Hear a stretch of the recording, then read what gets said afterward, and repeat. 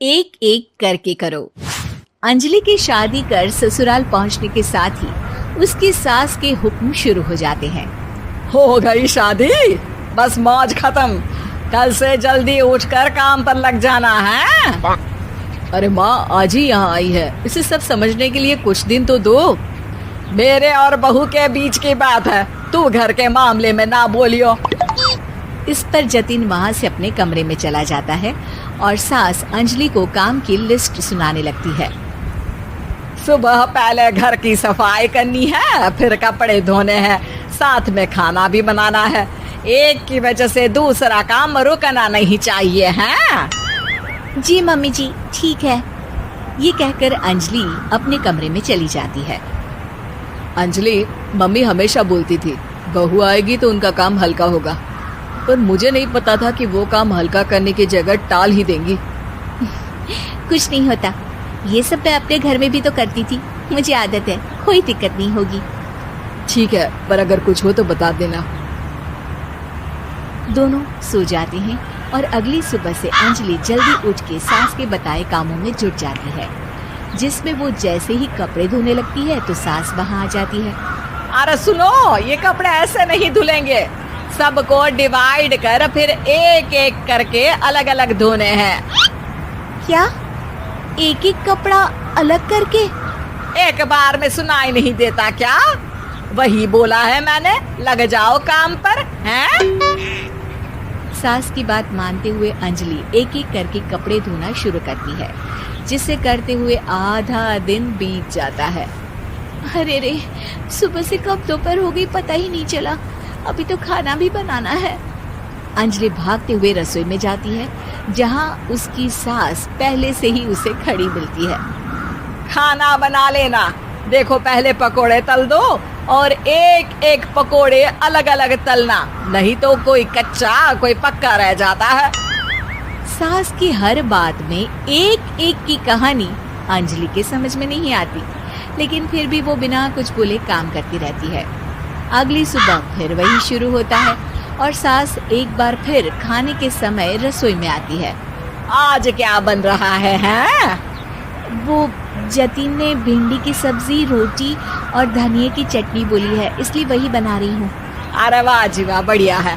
पर भिंडी एक एक करके धोना, फिर टोवेल से पोंछकर एक एक करके ही काटना, साथ ही धनिए की पत्ती भी एक एक करके ही धोना। अरे पर मम्मी जी।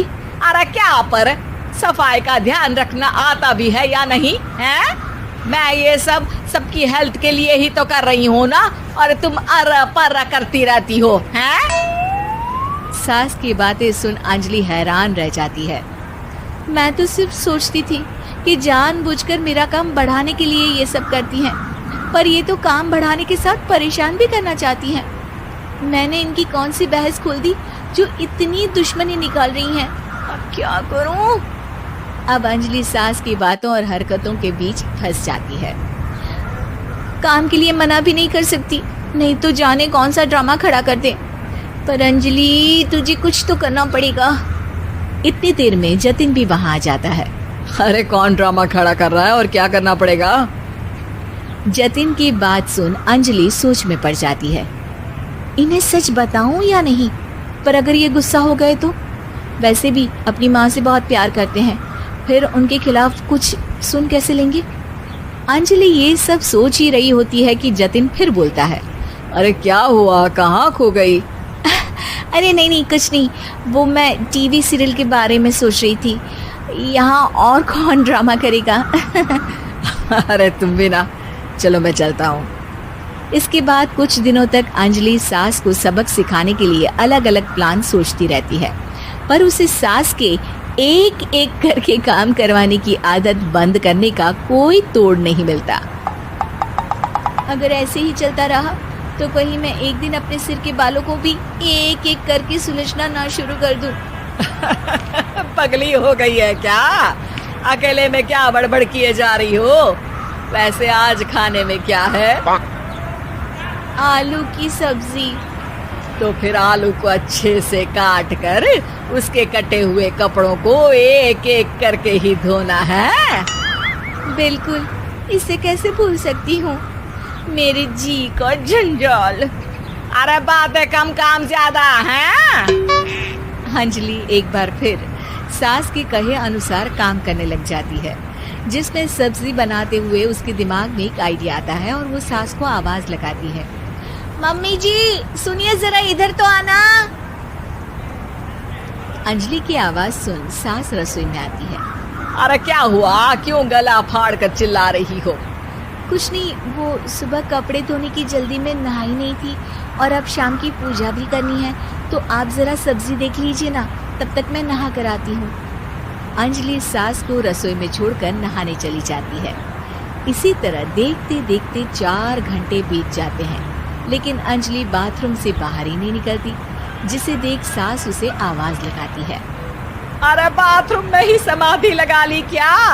यहाँ सब्जी बनकर ठंडी भी हो गई और अभी तक तेरा नहाना खत्म नहीं हुआ।